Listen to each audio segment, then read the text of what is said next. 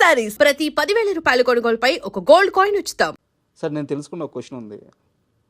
First మీరు బాలరామాయణం ప్రపోజల్తో వెళ్ళినప్పుడు producer గారు కొత్త డైరెక్టరు సరిగ్గా హ్యాండిల్ చేయగలడా లేడా అని డౌట్ పడి ఆయన కొంత ఇబ్బంది పడి మొత్తానికి శ్యాంప్రసాద్ గారి వల్ల ఏదో ఒప్పుకొని సినిమా అంతా అయిపోయినాక ఏదో అనుకున్నానయ్యా అల్లాడించేసావు మామూలుగా తీయలేదు అని చెప్పి అన్నారంట. ఇన్సిడెంట్ జరిగిందా?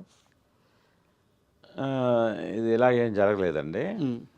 ఆయనకి ఏంటంటే ఇప్పుడు సొగసుడుతరమ అనే సినిమా తీశాను నేను, అది నా రెండో సినిమా. మూడోది రామాయణం అనగానే పురాణాన్ని హ్యాండిల్ చేయగలడా, కుర్రాడు చాలా యంగ్ కదా నేను. సో ఇంత యంగెస్ట్, ఎందుకంటే వాళ్ళందరూ కేవీ రెడ్డి వాళ్ళతో సినిమాలు తీసిన ప్రొడ్యూసరు ఎంఎస్ రెడ్డి గారు, కమలాకర్ కామేశ్వరరావు గారు. అలాంటిది నేను కుర్రాడు రామాయణం తీసేస్తాను పురాణం అనేసరికి షాక్ అయ్యాను. ముందు ఐడియా నచ్చింది, ఇద్దరు చిన్నపిల్లలతో తీయాలని ఐడియా నచ్చిందయ్యా, కానీ రామాయణం అసలు నువ్వు హ్యాండిల్ చేయగలవా, నువ్వు తీయగలవా అన్న. నేను తీయగలను సార్, తీస్తాను కాబట్టి ఐడియా వచ్చింది నాకు అని అంటే, సరే అయితే నా ఫ్రెండ్స్ కొంతమంది ఉన్నారు, వాళ్ళందరినీ పిలుస్తాను, నువ్వు అసలు రామాయణం కథ చెప్పు మాకు, నువ్వేం తీయాలనుకుంటున్నావో చెప్పు అన్నారు. దాదాపు ఒక 20 మంది కూర్చున్నారు, అందరూ పండితులు, మామూలు కాదు. ఎంఎస్ రెడ్డి గారి బ్యాచ్ మామూలుగా అప్పట్లో మాలకొండారెడ్డి గారు, ఈవెన్ నాకు తెలిసి గుంటూరు శేషేంద్ర శర్మ గారు కూడా ఉన్నారు అనుకుంటాను. అలాంటి వాళ్ళందరినీ కూర్చోబెట్టి చెప్పు రామాయణం అన్నారు. చెమట్లు పట్టేస్తాయి కదా సార్. నేనేంటంటే అప్పటి వరకు రామాయణం అనేది సినిమాల ద్వారా చూసి తెలుసుకున్నదే, కానీ నేను ఎప్పుడైతే రామాయణం థాట్ వచ్చిందో నేను అప్పుడు వాల్మీకి రామాయణం చదివే నేను ఒక ఆర్డర్ రాసుకున్నాను.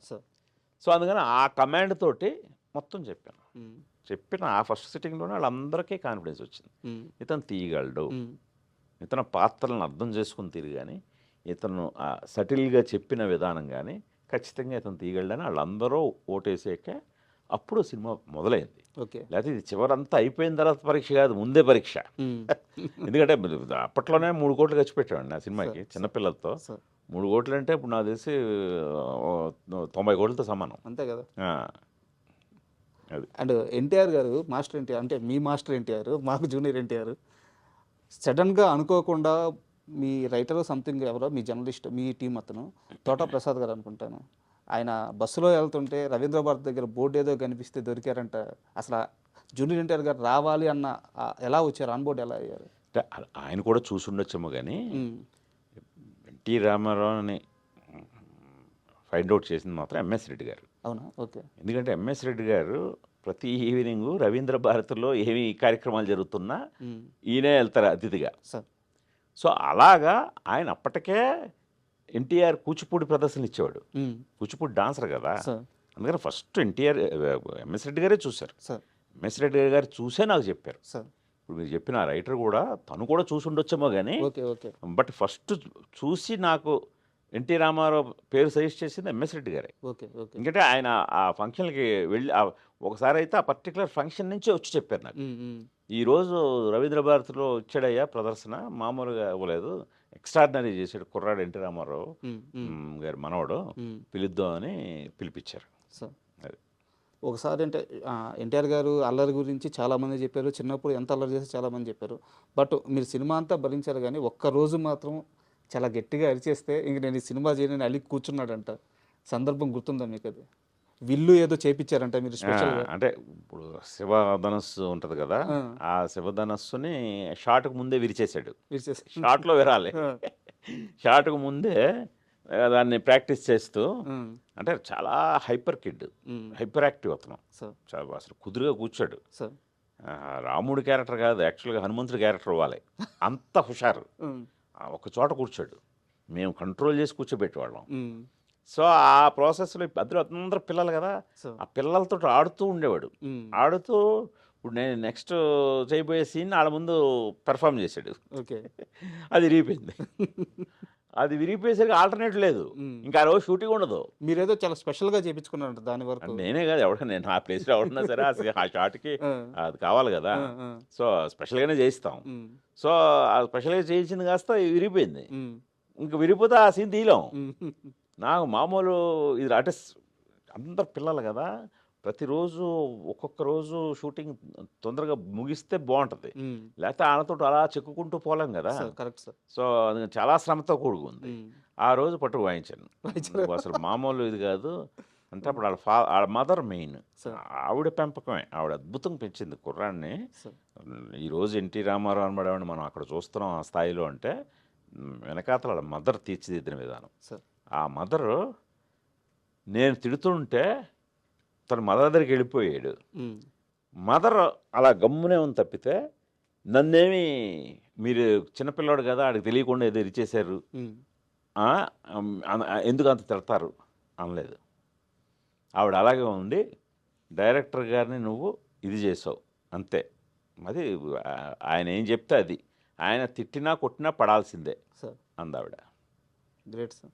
అది మామూలు, అది పెంపకం అంటే. సార్ యుఫోరియా గురించి మాట్లాడుకున్నప్పుడు పేరెంటింగ్ అని చెప్పి ఒక మాట అన్నారు, ఇది రియల్ ఎగ్జాంపుల్. అంతే, అదే ఎగ్జాక్ట్గా మన ఇప్పుడున్న సినిమాకి అంతే, అంతే, correct. సిచ్యువేషన్. correct. యుఫోరియా అంటే మీరు టీజర్ అప్పుడే ఒక లైన్ వేశారు, దాని అర్థం చెప్పారన్నమాట, ఎక్స్ట్రీమ్ ఎంజాయ్, ఆనందం అని చెప్పేసి. మీ సినిమా కెరీర్లో మీరు యుఫోరియాకి గురైన సందర్భం ఏంటి? అంత ఆనందాన్ని ఇచ్చిన సినిమా ఆ సందర్భం ఏది సార్? చూడాలనుంది సినిమా. సార్.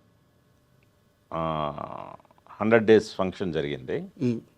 ఆ ఫంక్షన్ జరుగుతున్నప్పుడు చిరంజీవి గారితో డయాస్ పంచుకొని ఆయనతో కూర్చున్నప్పుడు నేను ఒక్కసారి చాలా యూఫోరిక్ మూమెంట్కి గురయ్యాను. ఎందుకంటే నేను ఎప్పుడూ ఊహించలేదు మ్మ్. చిరంజీవి గారితో సినిమా చేస్తాను, అదే బ్లాక్ బస్టర్ 175 days ఆడింది, మ్మ్.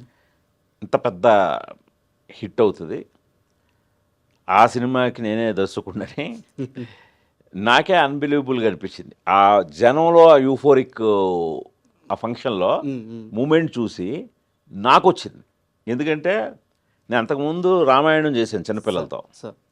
రామాయణం చేసిన ఇమ్మీడియట్గా నేను నా కథ చిరంజీవి గారు విని మ్మ్. ఆయన ఇంప్రెస్ అయ్యి నాతో సినిమా చేద్దాం అనడమే ఒక నమ్మలేని నిజం. సార్. సో అది ఈ ఫంక్షన్లో అది నిజమైనట్టుగా ఆ యూఫోరిక్ మూమెంట్ ఫీల్ అయ్యాను నేను. సార్.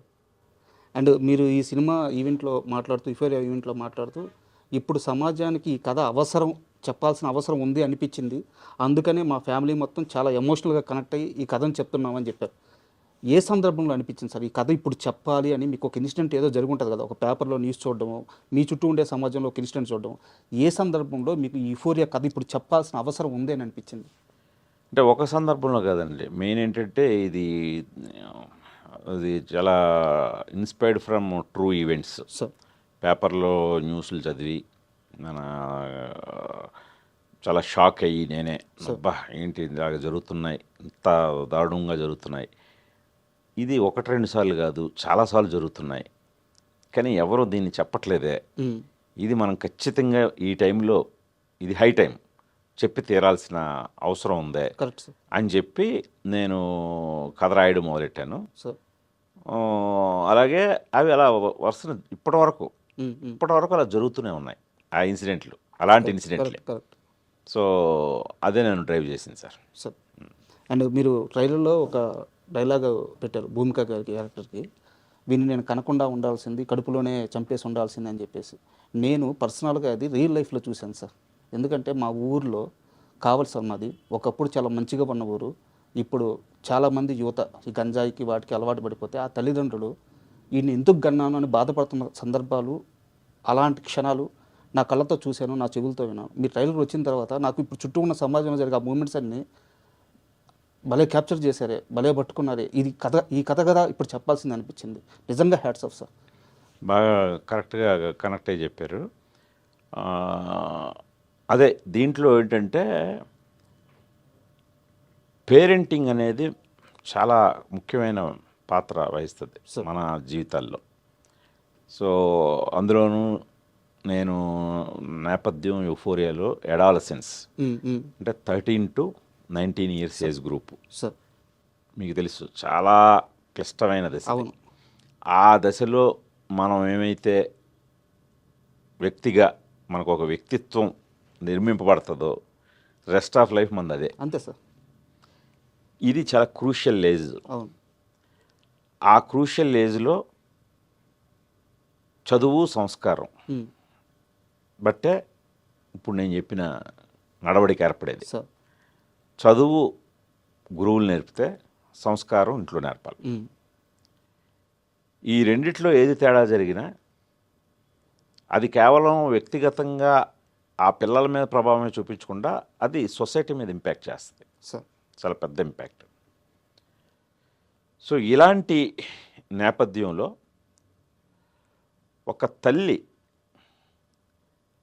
అలాగా ఏ తల్లి కూడా ఈయన కడుపులోనే తుంచేసుకోవాల్సిందే అనే స్థితికి రాదు.